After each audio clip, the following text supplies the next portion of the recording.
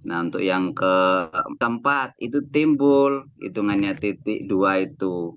Di dalamnya juga masih banyak flak, terus masih timbul dua titik itu. Aku curiga ini ada goanya gitu kan. Kayak gitu. Nanti kalau Bapak udah bersihin di dalamnya, Bapak korek, korek, Bapak korek aja di dalamnya nggak apa-apa.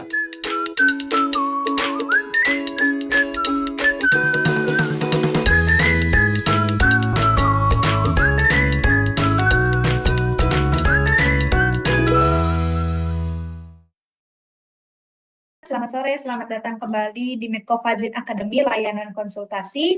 Hari ini bersama dengan Pak Kanat Fajar, ITN kita, kebanggaan kita bersama, yang akan kita sharing-sharing bareng terkait dengan case yang mungkin Bapak Ibu ada miliki di praktek mandiri ataupun home care, tempat Bapak Ibu semuanya berpraktik.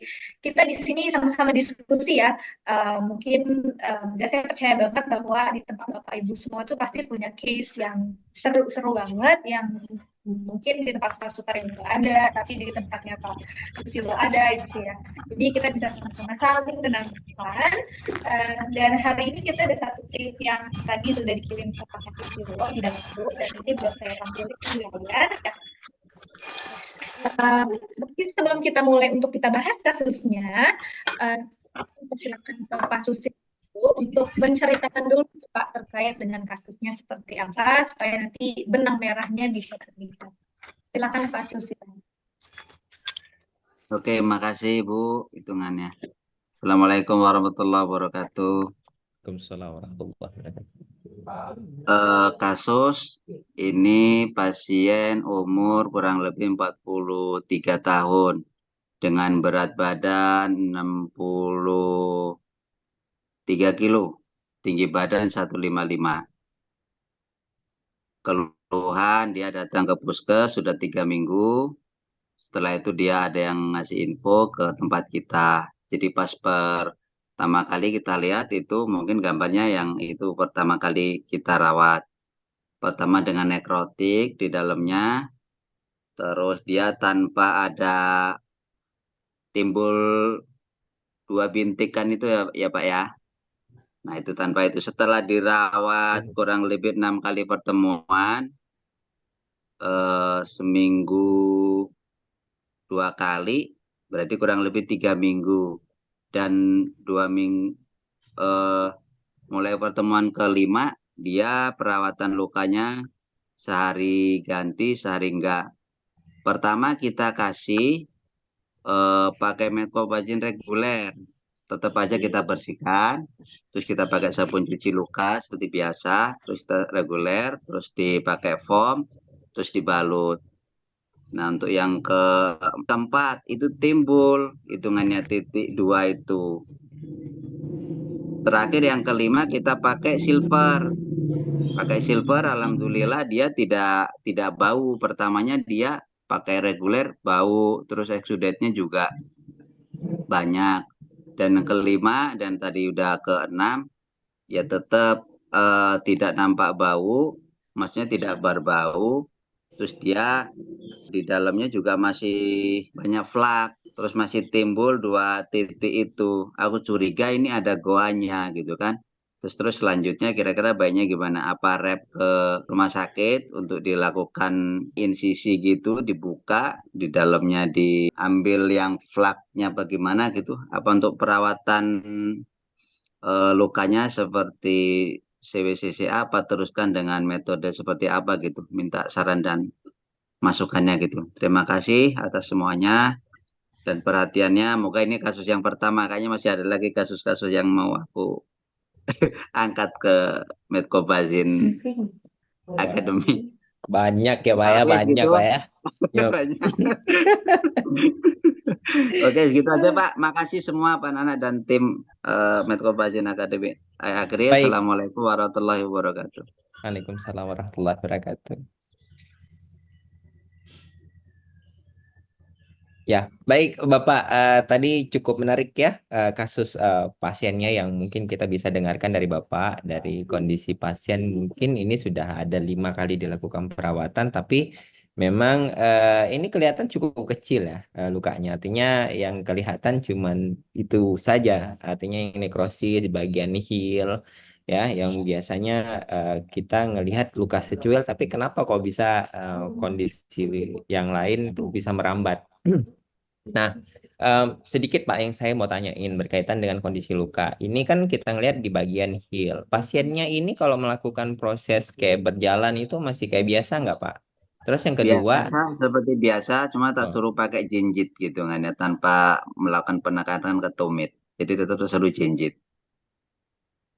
oh pakai buat jinji. Jadi dia setiap kali jalan jinji terus ya? Iya, otomatis itu tidak ketekan.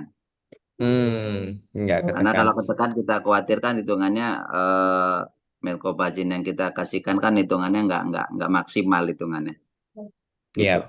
bisa bisa jadi seperti itu. Terus Pak, tadi pas waktu Bapak lakuin perawatan, ini tuh dikasihnya Medcovacin Silver hari ke-5 ya? Kunjungan Hari kelima kelima, ya? mulai hari kelima ke enam hitungannya dari tadi pagi juga barusan ganti balutan. Ini yang terakhir Mm-mm. yang keenam. Oke.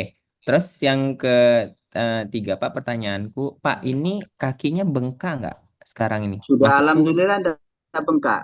Kalau sebelumnya dia bengkak, ini tidak bengkak sampai dia. sampai ke batas bengkaknya sampai kemana? Kalau dulu bengkak sampai di punggung kaki ya, punggung kaki bengkak gitu. Terus Hmm. ya mungkin kita kolaborasi dengan ya namanya di kampung ya, kita cek ada gula pakai gula, terus kita kasih maksudnya ini mungkin menyalahi prosedur itu, tetap kita anjurkan dia minum antibiotik dan untuk anti radang gitu. Ya nggak apa-apa Pak. Soalnya gini, ceritanya gini. Nah, Ini kan sebenarnya kasusnya adalah infeksi. Jadi gitu. gitu. Kalau Hmm. misalnya kita ngelihat secara full, itu tanda gejala infeksi yang mungkin bisa kita ngelihat pada pasien ini adalah adanya eritema yang melebar. Jadi dia salah satu gejalanya adalah eritema yang lokal tadi itu dia menyebar Bapak Ibu ke kondisi seluas mana dia. Jadi makanya besok kalau seandainya ada pasien-pasien dengan kondisi luka, jadi misalnya dia bagian ini kebetulan sepotong doang ya. Saya sebenarnya pengen ngelihat full kakinya. Jadi kalau seandainya ada pasien Pak dengan model yang kayak gini nih,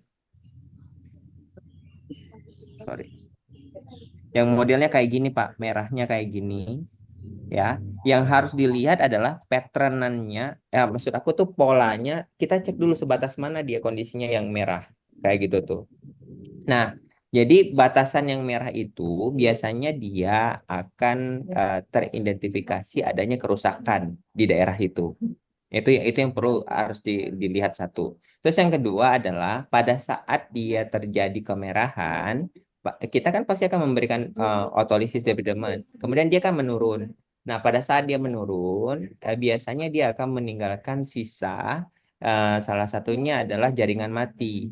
Nah, pada saat ketemu kondisi jaringan mati itu, Pak, eh, kita tuh sebenarnya harus bisa mengecek kira-kira sejauh mana sih si jaringan matinya tadi. Nah, kalau saya lihat dari model yang ini nih, yang terakhir nih, ini. Oh, lihat. Bentar. Kalau yang ini nih, saya lihat, ini memang batasannya di sini tuh rusak nih jaringannya. Jadi sekarang, Pak, kalau saya lihat itu eh, dari kondisi lukanya, ada bagian jaringan mati yang sekarang lagi pengen terautolysis keluar gitu, Pak. Kayak gitu. Ya Makanya benar. salah satu yang kondisinya terlihat dari kompensasi tubuh adalah adanya abses. Ini modelnya kayak gini nih. Ini bakalan akan muncul semua. Sehingga Pak, bagian-bagian yang abses tadi itu wajib kita cuci ke dalamnya. Atau biasanya kita boleh melakukan debridement. Jadi boleh dikorek Pak pakai pinset ke dalamnya sambil kita cari ada nggak bagian yang jaringan mati masih di dalam, masih sisa di dalam kayak gitu. Nah, biasanya alurnya yang terlihat nih dari gambar Bapak, ini alurnya gini nih, Pak. Ini alurnya di sini. Dia di sini sampai ke bawah sini nih, Pak. Nah, alurnya di sini. Kalau saya lihat dia jaringan matinya. Sehingga nggak apa-apa, Pak, kalau dia kondisinya lagi tumbuh kayak gini keluar cairan-cairannya, Bapak boleh lakuin debridement sama ditambahkan dengan model pencucian yang benar. Nah, pencucian yang bisa kita rekomendasi di sini itu beberapa antiseptik boleh Bapak pakaikan. Nah, salah satunya adalah Bapak boleh pakai misalnya kayak PHMB, Octadin, HOCl, silver. Nah, itu semua cairan pencuci luka yang bisa Bapak lakuin untuk pencucian ke dalam. Tekniknya adalah, coba ambil spatnya. Tekniknya adalah, jadi Bapak boleh pakai spat. Mana nih? Bapak boleh pakai spat ini nih, ambil pas waktu Bapak udah kerok di dalam, itu di debridement di dalam, dicari yang tadi ada biasanya ada serabut-serabut kuning dia, itu diambil Pak. Karena memang Ya. sebenarnya tuh serabut kuning, sorry, jaringan yang rusak di dalamnya, itu sebenarnya nggak banyak. Kompensasinya yang terlihat adalah kenapa saya bisa bilang nggak banyak? Karena yang keluar ada bisul-bisul kecil doang. Kalau seandainya dia jaringannya banyak banget Pak yang rusak di dalamnya, biasanya bisulnya tuh gede-gede. Gitu. Modelnya kayak gitu. Tapi ini Jadi Pak, Bapak boleh apa? teruskan. Ya, jadi Bapak boleh kondisinya apa ngebersihin debris itu di dalam, boleh kita kerok pakai pinset lah di dalam, ambil, kemudian baru dibersihkan pakai tadi antiseptik. Tadi Bapak belum cerita pakai antiseptik apa, tapi yang jelas ini boleh pakai antiseptik yang tadi aku bilang ada 4 jenis tadi. Boleh PHMB, Octadin, OCL, kemudian yang terakhir boleh silver. Kalau misalnya memang ada cairan silver di tempat Bapak. Atau Bapak boleh pencucian pakai sabun gentle antiseptik, ya itu juga boleh. Jadi dibersihin di dalam tapi pakai spad nih, kita betul-betul bersihin di dalam sampai dia betul-betul cairannya yang tadi kondisinya kita ngelihat ada mulai muncul kayak misalnya seros yang keluar, itu betul-betul bersih kayak gitu. Nanti Pak, kalau seandainya dia kondisinya udah bersih di dalam, ini bagian yang kondisinya muncul seperti abses ini dia akan hilang. Dan dia akan timbul sesuai dengan arah yang di dalamnya itu kondisinya mana. Misal contohnya gini, ini habis dari sini nih, kemudian nanti dia bagian ini bakat-bakat lah yang mau muncul kayak abses lagi. Ini Pak nih, ini nih Pak, nih ini bakat nih Pak. Nah tuh itu bakat tuh Pak, yang kondisinya akan muncul lagi. Jadi habis batasannya itu untuk dia menginfeksi hanya di daerah itu aja.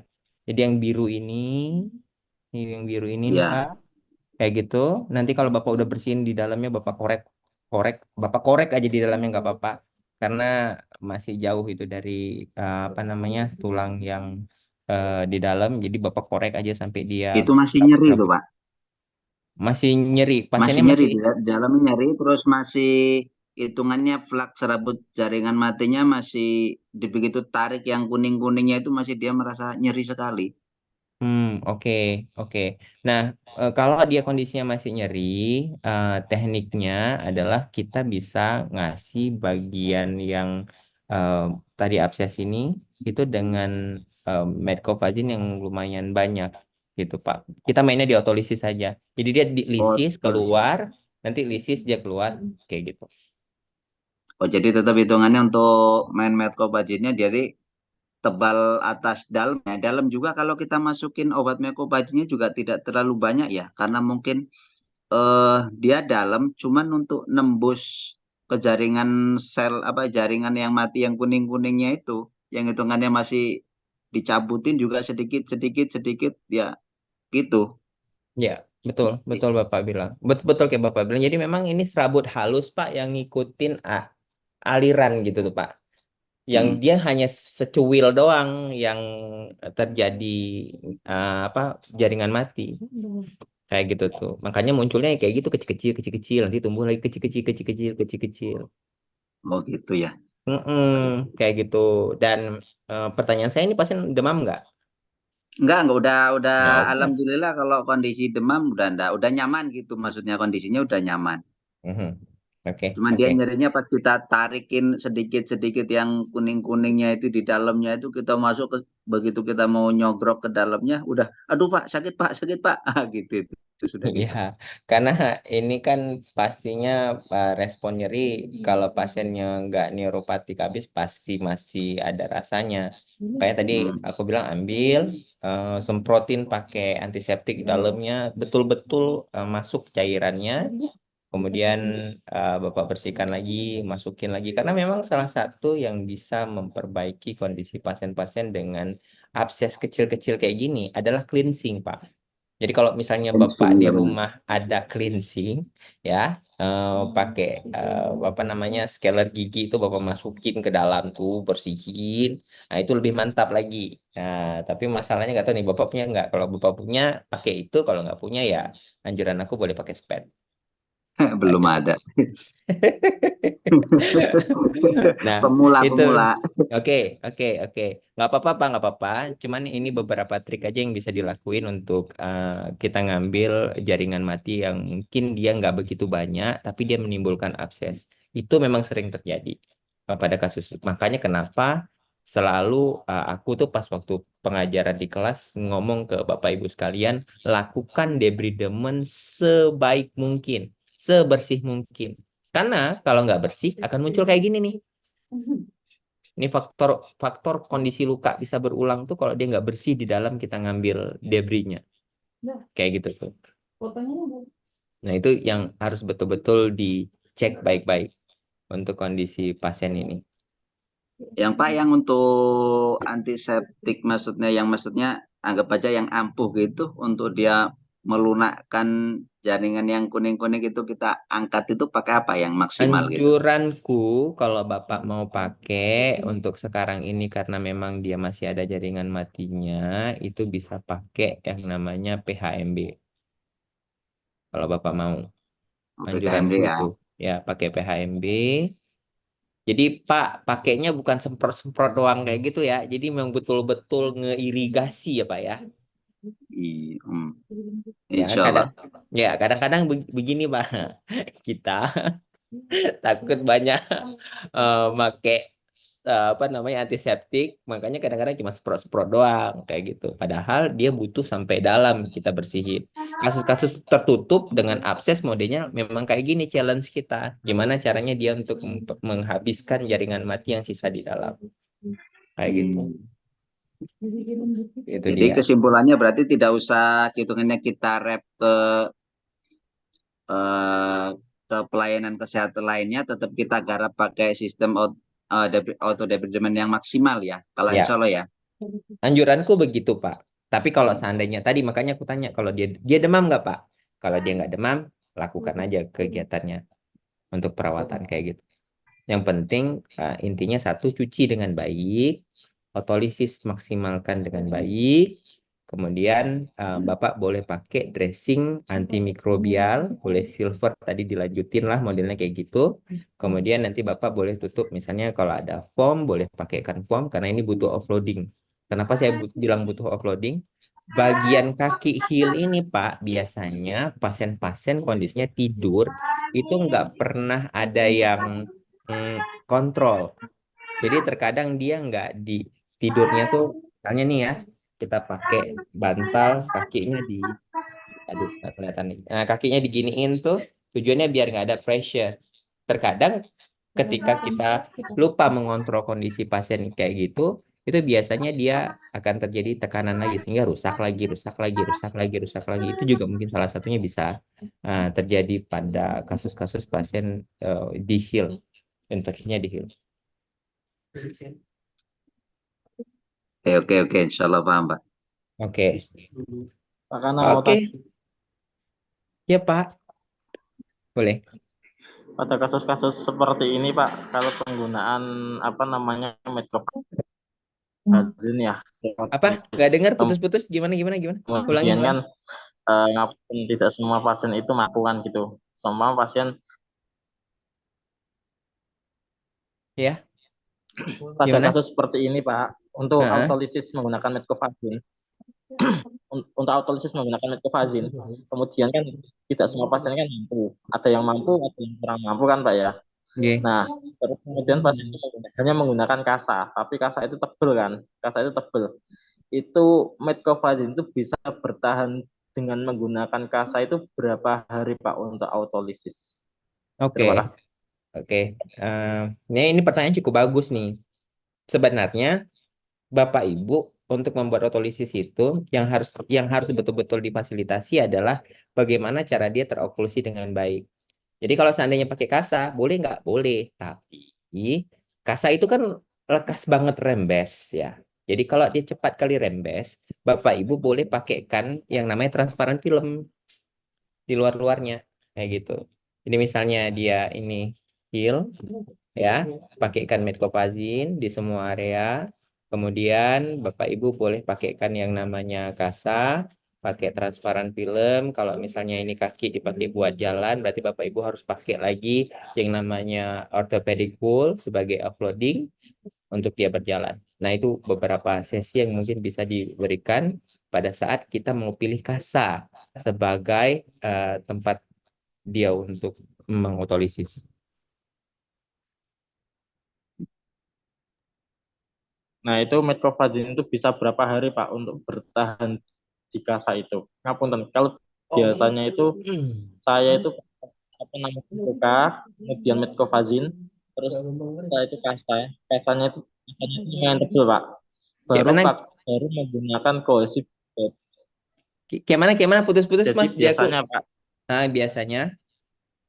biasanya kalau saya itu kan menggunakan luka, terus kita pakai metcofazin Pak ya, kita pakai metcofazin. Terkadang apa namanya, kalau lukanya berwarna merah atau berwarna kuning, kalau lukanya berwarna kuning atau berwarna hitam itu saya tambah dengan iodoso powder. Nah, baru setelah itu saya menggunakan kasa Pak. Nah, kasa itu lumayan tebel gitu loh. Jadi bukan kasa yang 1 lembar, 2 lembar enggak, tapi kasa itu bisa sampai 20 lembar. Tujuannya juga untuk offloading itu. Baru menggunakan cohesive bandage.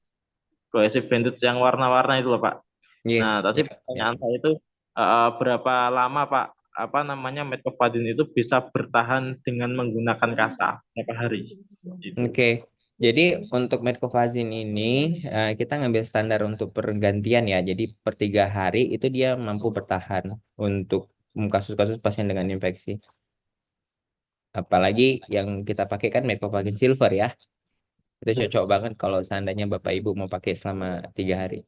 Proses gitu. Mbak Ipi boleh stop share screen nggak? Aku mau kasih tahu beberapa manajemen eksudat untuk pasien-pasien dengan masalah kayak gini. Bentar ya. Jadi kalau bisa 3 hari Pak, bisa bisa dia bertahan.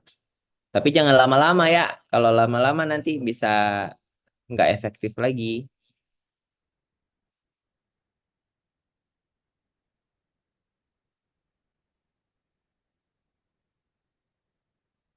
Nah, jadi Bapak Ibu, aku sedikit sharing di sini. Mungkin ini besok kita akan ngobrolin terkait tentang manajemen kantong. Nah, jadi beberapa teknik yang aku gunain untuk pasien-pasien, misalnya cairannya cukup banyak, misalnya kayak gitu, nggak mungkin dipasang kasa, nggak mungkin dipasang pakai apa namanya foam. Nah, kita bisa pakaiin itu kantong. Jadi di kakinya dipasangin kantong, kemudian kita tutupin pakai crepe modelnya kayak gini nih. Kemudian kita biarin aja kondisi kayak gitu sambil kita berikan dari dalam si misalnya boleh pakai silver, boleh pakai misalnya kadexomer iodine. Nah, cairan yang keluar nanti akan ditampung di sini kayak gitu. Nah, ini beberapa teknik untuk pasien-pasien misalnya tadi mau otolisis, mungkin cairannya banyak ya. Jadi ini di luar pertanyaan tadi ya. Misalnya cairannya banyak, pasiennya infeksi, terus mau apa kita lakuin kayak gitu.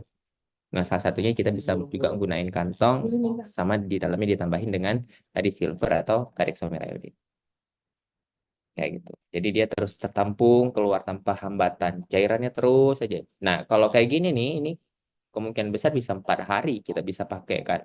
Dia untuk terus apa namanya menampung. Nanti kalau dia banyak, buang banyak, buang banyak, buang kayak gitu.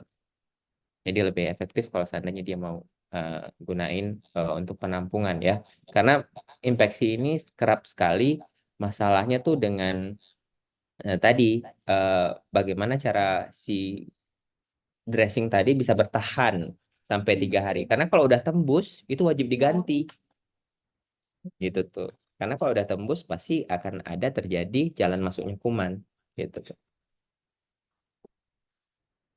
Nah, gitu dia. Jadi Bapak Ibu kalau tadi mau kita dengarkan diskusi, boleh saya undang untuk ikut di kegiatan kita ya tanggal 29, boleh daftar untuk aku ngejelasin tentang bagaimana cara menangani infeksi sekaligus kita menangani terkait dengan sudatnya. Gitu. Yap, itu ada workshop bareng dengan Bu Ida juga ya Pak Kana. Ya, betul. Lebih holistik pembahasannya terkait dengan case-case infeksi. Mungkin nanti Bapak Ibu alamin juga itu di praktek mandiri. Jadi cukup menarik topiknya dan karena ada workshopnya jadi lebih interaktif sih kegiatannya. Oke, Bapak Ibu sekalian, masih ada pertanyaan. Mungkin satu aja sih, Bapak Ibu yang mungkin udah pakai Medcovazin Silver ya, karena Medcovazin Silver udah beredar selama 1 bulan ini gitu ya, dan sudah lumayan banyak nih kasus-kasus yang masuk. Nah, kalau misalnya Bapak Ibu semuanya punya kasus yang menarik terkait dengan penggunaan silver gitu ya, mungkin udah ada hasilnya juga, boleh nanti diinfo ke saya bagaimana masukannya terkait dengan silver tersebut, terus kemudian bagaimana prosesnya pakai silver tersebut, apakah cukup membantu Bapak Ibu sekalian. Nanti boleh spill di dalam grup ataupun boleh chat WA saya, nanti akan ada sedikit hadiah dari Medcovazin Academy untuk Bapak Ibu yang mau sharing kasusnya setelah penggunaan silver. Wah, seru banget Mbak Evi. Kayaknya bakalan ada dikasih ini ya, merchandise dari PT Pohon Bidara Medica ya. Ya, tentu, tentu. Oke, ya gitu Bapak Ibu mungkin dari saya ya untuk penjelasan masalah luka dengan kondisi abses yang lubangnya hanya kecil-kecil doang. Oke, terima kasih banyak Pak Kana untuk hari ini sudah mengisi sela-sela waktu puasa ini ya. Semoga Bapak Ibu semuanya bisa dapatkan manfaat yang besar dari adanya kegiatan Medcovazin Academy. Dan kami juga selalu feel free untuk bisa dapat masukan dari Bapak Ibu semuanya untuk selalu perbaikan lagi ke depannya atau mungkin ada saran terkait dengan kegiatan ini biar lebih baik lagi ke depannya. Oke, Bapak Ibu semuanya, hatur nuhun. Terima kasih banyak hari ini sudah join, sudah kita diskusi secara aktif. Nanti kita ketemu lagi di minggu depan sebelum kita libur Lebaran ya, karena kita mau Lebaran, jadi mungkin ada waktunya libur untuk Medcovazin Academy. Tapi minggu depan masih ada bersama dengan Bu Ida. Dan saya ucapkan terima kasih sekali lagi. Sampai jumpa dan sampai bertemu di minggu depan. Wassalamualaikum warahmatullahi wabarakatuh.